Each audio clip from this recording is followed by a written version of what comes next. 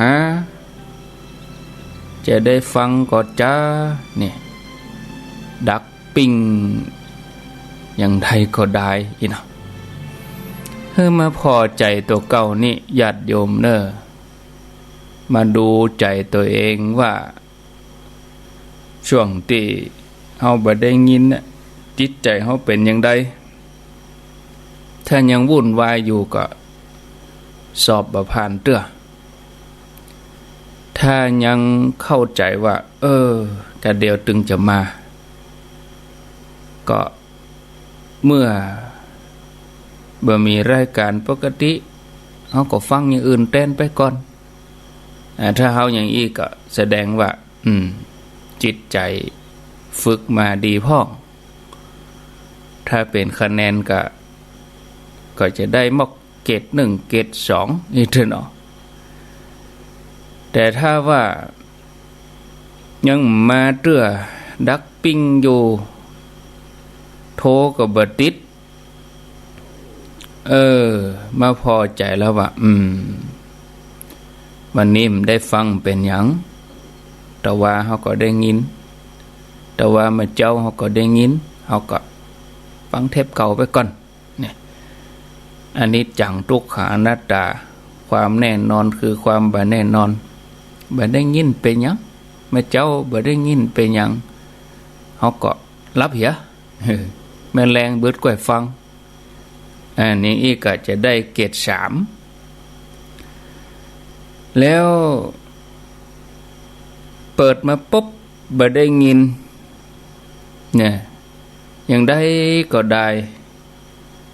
ติดต่อไผก็บ่ได้บ่พอใจตัวเก่าแล้วก็เรียนรู้ว่าใจเฮาเป็นอย่างนี้ฮู้แล้วธรรมะเกิดแล้วอย่างนี้นี่ได้เกรด4แต่ถ้าเป็นละวุ่นละวือ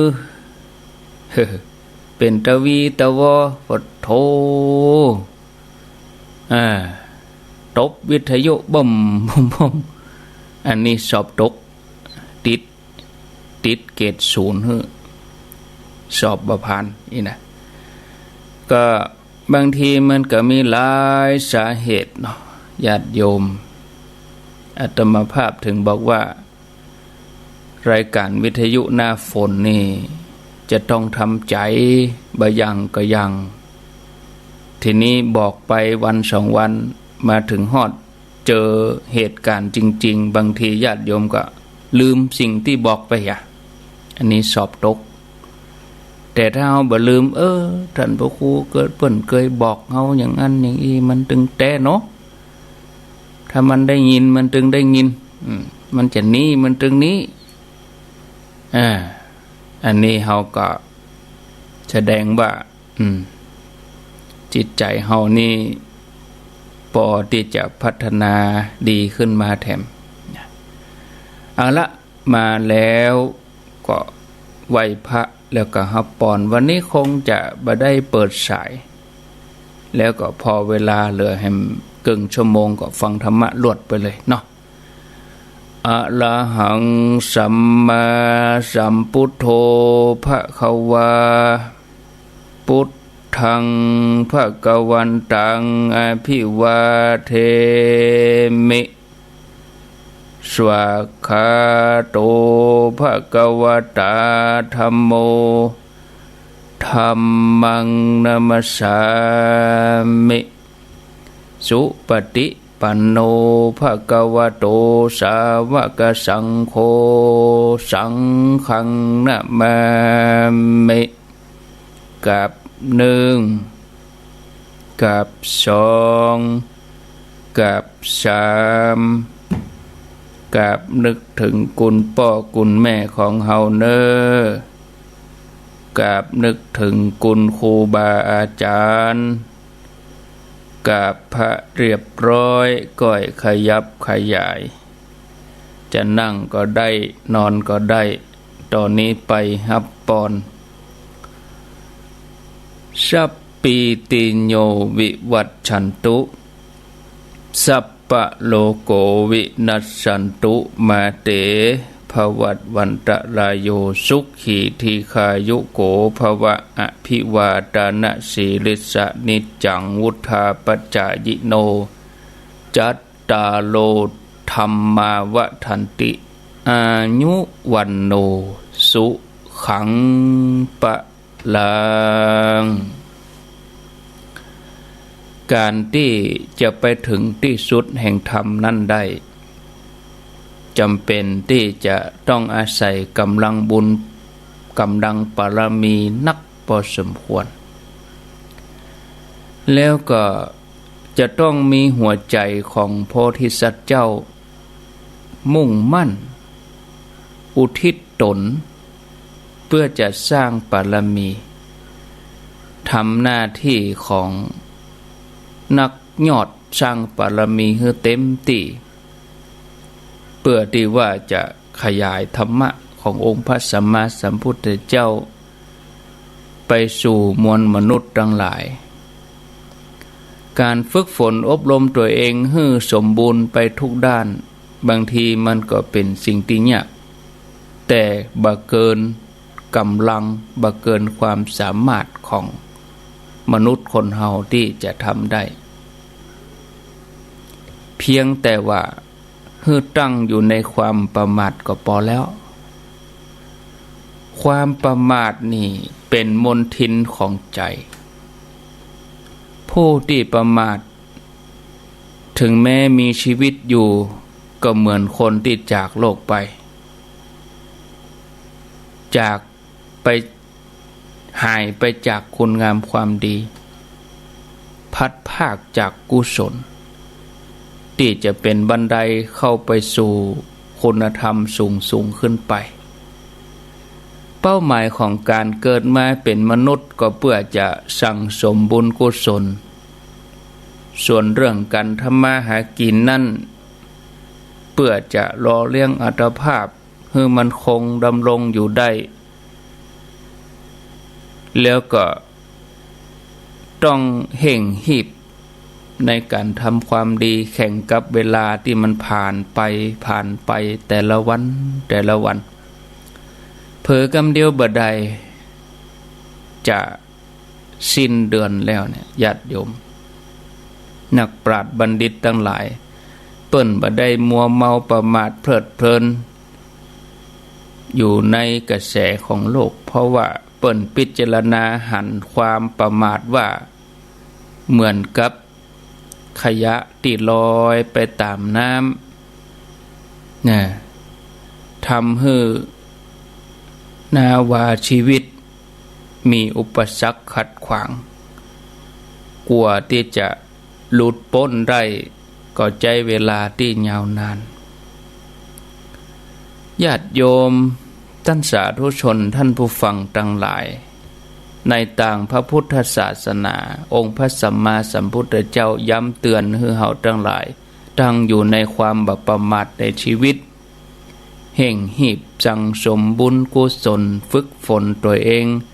ให้หลุดพ้นจากกิเลสอาสวะที่เป็นเหตุให้เฮาเกิดทุกข์เหมือนในสมัยหนึ่งที่พระองค์ประทับอยู่ที่วัดบุพพารามมีภิกษุบวชใหม่จำนวน500 ตนภิกษุบวชใหม่นี่ก็เข้าไปพักอยู่ที่บนปราสาทจันบน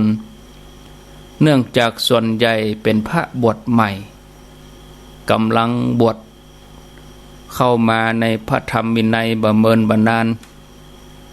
บางทีก็บ่ได้ฝึกฝนใจก็ทำให้มีจิตใจฟุ้งซ่านอินทรีย์ยังบ่แก่กล้า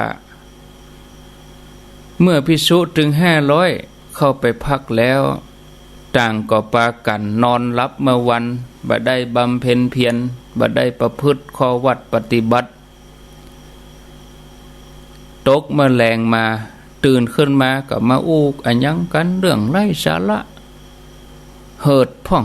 อู้พ่องเสียงดังพ่องตบไม้ตบมือทำให้ใจนั่นออกห่างจากกุศลออกห่างจากธรรมะส่วนใหญ่ก็ไปอู้กันในเรื่องของลาภสักการะเรื่องคนเรื่องเจ้าบ้านเรื่องสัตว์สิ่งของ เสียงก็ดังขึ้นเหมือนปอกาไปจ่ายตลาดขาดสมณะสาลุบ่ได้อู้กันเรื่องท่านปฏิบัติธรรมและเป็นจังได๋พ่องสภาวะเป็นจังได๋พ่องวันนี้ปฏิบัติได้กี่บัลลังก์นั่งได้กี่นาทีเดินจงกรมได้กี่นาทีปฏิบัติไปแล้วจิตใจเป็นจังได๋อันนี้บ่ได้อู้ไปอู้กะวันนี้ไปฮับทานที่ไหน คือเรื่องลาภสักการะนั่นแหละวันนี้เขาจะได้คิวไปบ้านเศรษฐีก็หาอยากพระพุทธเจ้าพระองค์ทรงได้ฟังเสียงดังกับพระองค์ก็ดำริว่าภิกษุหมู่นี้ภิกษุเหล่านี้มีจิตศรัทธาบวชเข้ามาบ่ได้นำตัวเองออกจากทุกข์แม้ตัวเฮาตถาคตอยู่ใกล้ก็ยังบ่มีความเกรงใจอันใดตัวเราตถาคตตรัสรู้เองโดยชอบแต่ก็เหมือนอยู่ห่างไกลกับคนละโยชน์ไปเลยภิกษุเหล่านั้นมัวเมาในลาภสักการะยังตั้งอยู่ในความประมาทะประมาทดีบ่ดีจะพังพลาดไปอบายได้เนอะพระองค์ก็มีพุทธประสงค์ที่จะให้ภิกษุเหล่านั้นเกิดความสลดสังเวชจะได้บ่ประมาทในการดำเนินชีวิตในเพศสมณะพุทธเจ้าเปิ้นก็เลยนึกถึงพระโมคคัลลานะซึ่งในขณะนั้นพระโมคคัลลานะก็ฮู้วาระจิตของพุทธเจ้าก็เหาะมาด้วยฤทธิ์ถวายบังคมพระองค์ตรัสว่าดูก่อนโมคคัลลานะเปื้อนพรหมจรรย์ของเธอภิกษุบวชใหม่เหล่านั้นยังเป็นผู้ประมาทมัวเมาในโลกบ่ได้แสวงหาความหลุดพ้นทางธรรมเธอไปช่วยทำให้ภิกษุเหล่านั้นสลดใจกรรมเมื่อพระพุทธเจ้ามีพุทธบัญชาพระมหาโมคคัลลานะก็เข้าอาโปกสินใจหัวแม่มือหัวแม่เท้าทำให้ปื้นมหาปราสาทนั้นวันไหวแผ่นดินวันไหวสั่นสะเทือนทำให้ปราสาทนั้นวันไหวสั่นไหวเหมือนจะก้นลงมาภิกษุถึง500นั้นก็สะดุ้งกลัวตายอุทีภัยมาถึงนี่กลัวตายปากันห้องขอความช่วยเหลือสนั่นปันปื้นขาดสติบางตนก็จีวรหลุดดีสบงวันหลุดจีวรหลุดก็ยังปอทีอยู่เนาะเดือดกันสดออกมาจากปราสาทกำตนสองตนพ่องกับพ่อจะย่ำหัวกันเต้าล้มคว่ำไงเมื่อออกมาจังนอกปบใส่พระพุทธเจ้า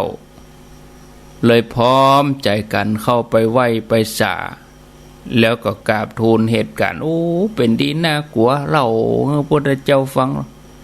แผ่นดินไหวปราสาทเหมือนจะล่มพระองค์หม่อมฉันเขาหนีออกมาเกือบบัดตันถ้าออกมาบัดตันก็ถ้าจะตายคำไหนฮะนี่นะก็เล่าอย่างเงี้ยพระองค์ได้ฟังแล้วพระองค์ก็ตรัสว่าภิกษุทั้งหลายปราสาทหลังนี้โมคคัลลานะทำให้สนั่นหวั่นไหวไปเองเพื่อจะเนี่ยให้หมู่เธอเขานี่มีสติ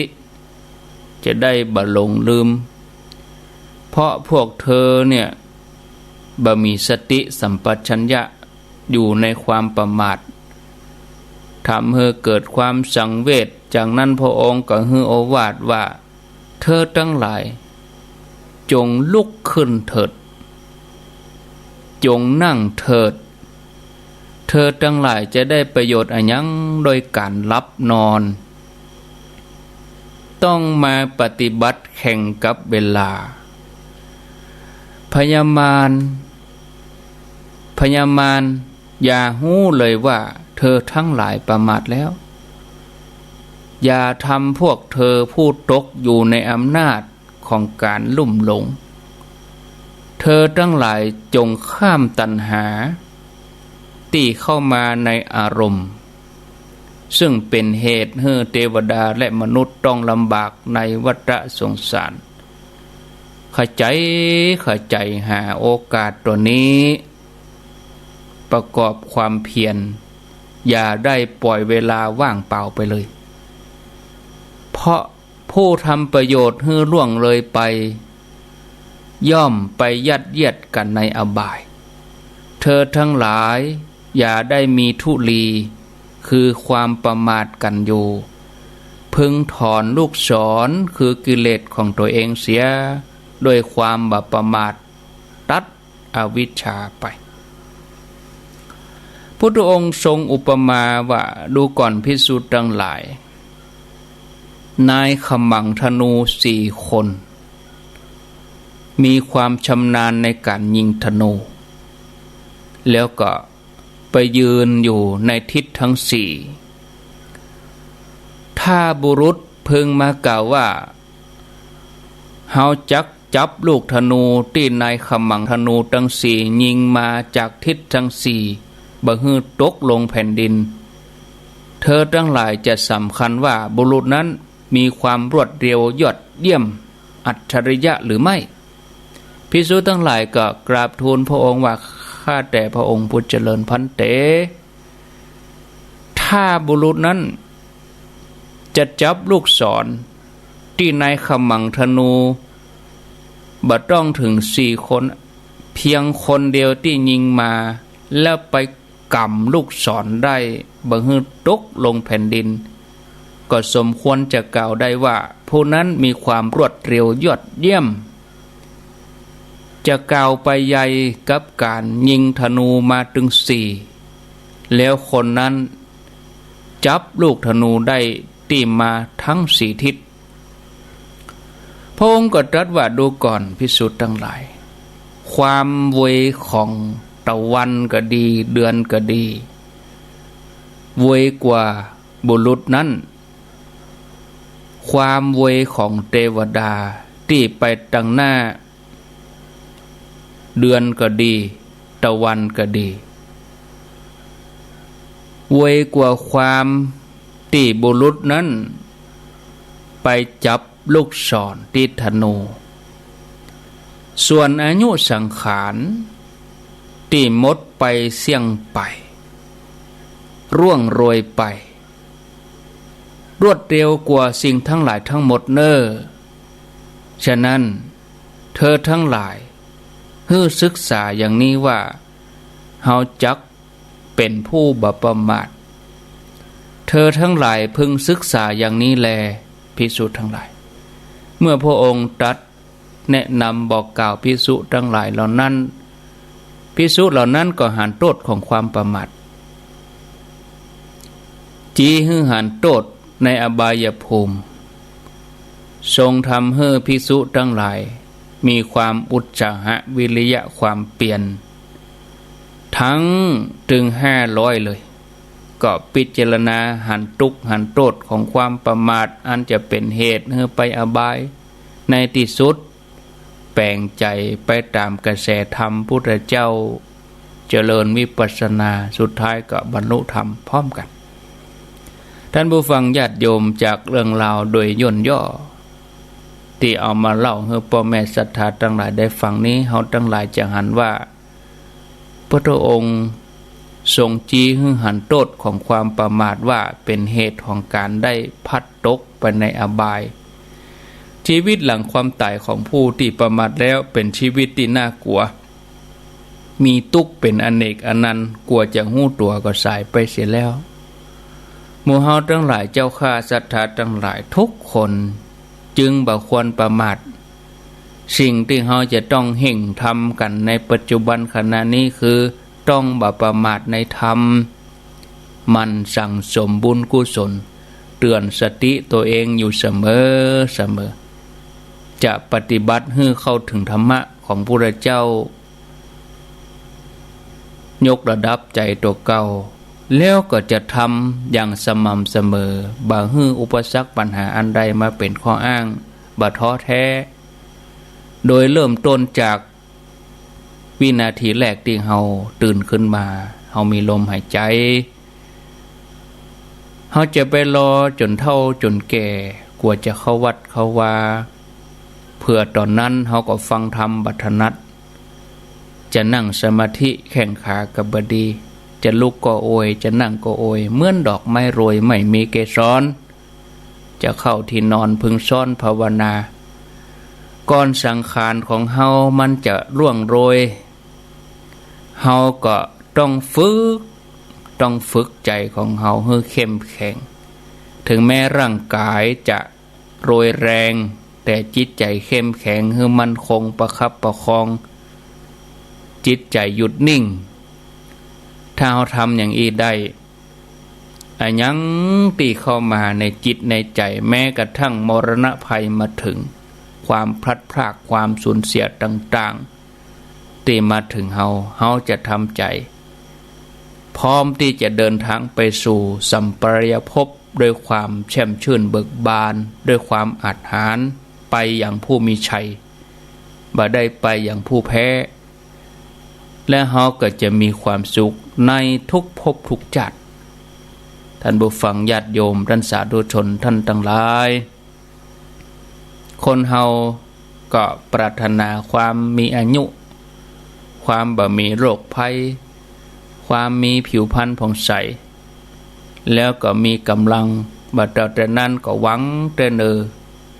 เกิดมาแถมชาติก็คือสมบูรณ์ทุกอย่างเกิดในตระกูลสูงมีความใหญ่โตโอฬารก็ปรารถนากันไปบางครั้งบางทีเฮาก็มาเกิดในใจก็ยังปรารถนาจะมาเกิดกันอยู่กันนี่โลกนี้มันพร่องโลกนี้เนี่ยมันเต็มไปด้วยความทุกข์บางคนขอเกิดมาแหมจัดของโรยแล้วโยมว่ามันเป็นคำตอบสุดท้ายว่าเขาจะมีความสุขก็คนโรยหลายคนที่มีความทุกข์ก็มีเป็นคดีความมากับนักทุกอกทุกใจโรยแล้วก็ยังตายอยู่ญาติโยมทั้งหลายตั้งอยู่ในความบ่ประมาทนี้เถอะนักปราชญ์บัณฑิตทั้งหลายเปิ้นสรรเสริญความบ่ประมาทในวันเวลาบ่ประมาทในวัยบ่ประมาทในการตั้งอยู่ในกุศลคุณงามความดีบัณฑิตผู้บ่ประมาทเปิ้นจะยึดซึ่งประโยชน์สองอย่างประโยชน์ปัจจุบันประโยชน์พบหน้าแล้วก็ยึดประโยชน์สูงสุดตัวประโยชน์3เนาะเป้าหมายสูงสุดของการได้เกิดเป็นมนุษย์ก็คือการได้เกิดมาให้เฮาได้คัดเก่ากิเลสมันหมดไปเสี่ยงไปหรอบ่ใจเกิดมาเพื่อจะเพิ่มพูนให้กิเลสมันขึ้นมาเดี๋ยวกันเด้อญาติโยมเด้อฉันน้ำดื่มน้ำอากาศมาเจ้านี่ชื้นเนาะฝนซึ้งแล้วก็มาได้เปิดเครื่องปรับอากาศอะไรอย่างเปิดนี่มันก็เย็นก็เดี๋ยวก็ปรับตัวบัดตันอากาศมาเจ้านี่ก็พอดีละเนาะญาติโยมหลายท่านก็ตื่นมายังอาบน้ำอยู่ก็มีอาตมากับปนท่านสาธิตจบปนท่านสาธิตจบก็ก้อยอาบน้ำแล้วก็ตี 5ก็มาเข้ารายการให้เปิ้นแถมเกินชั่วโมงความบ่ประมาทคือบ่ประมาทอย่างใดก็คือการมีสติกำกับตัวเองอยู่เสมอญาติโยมบอกว่าจะกึดจะอู้จะทำสิ่งใดก็บัดลำใจไปในทางเสื่อม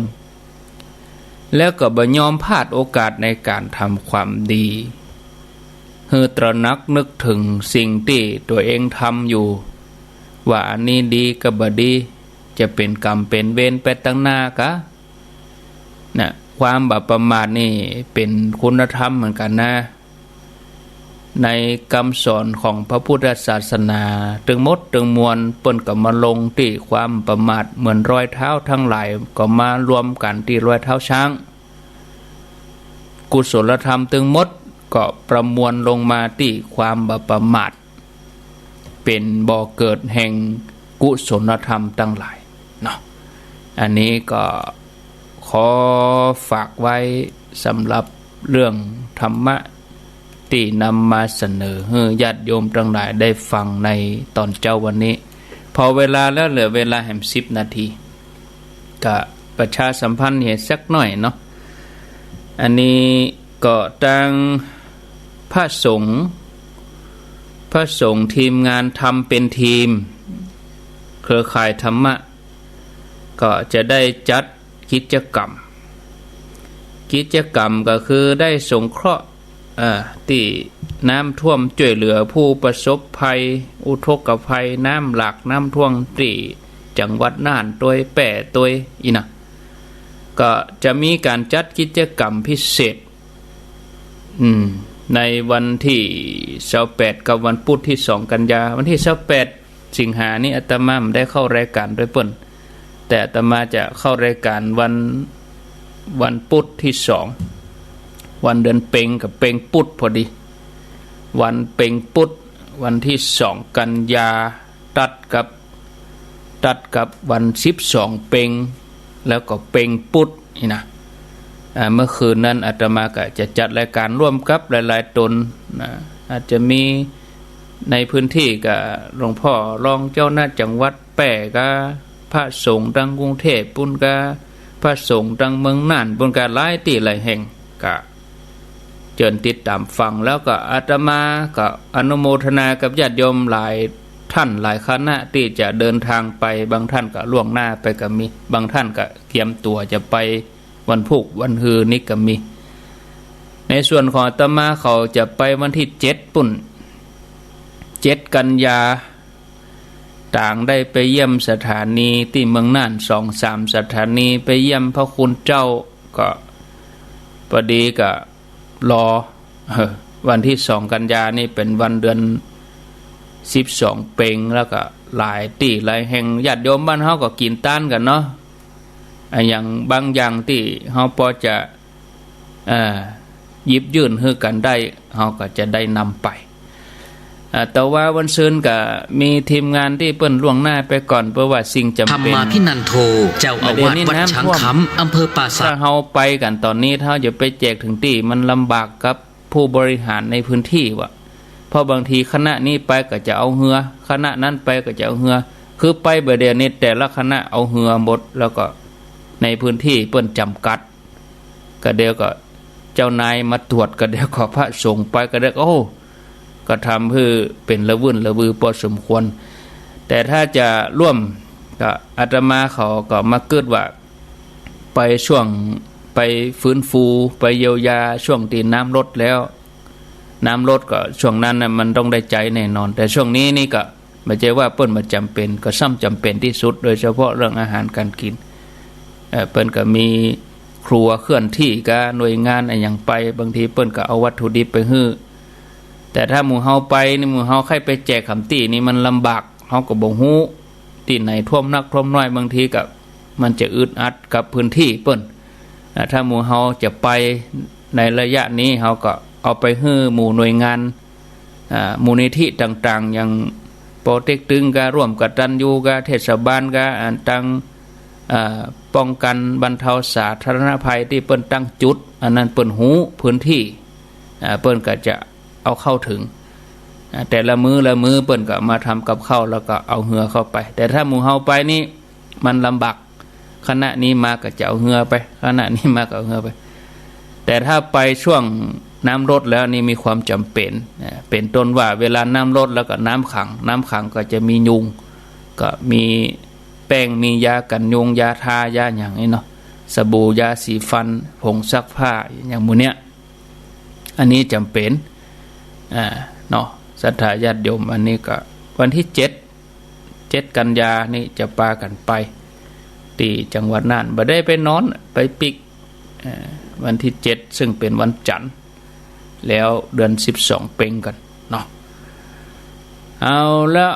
อย่างใดก็ติดตามฟังรายการ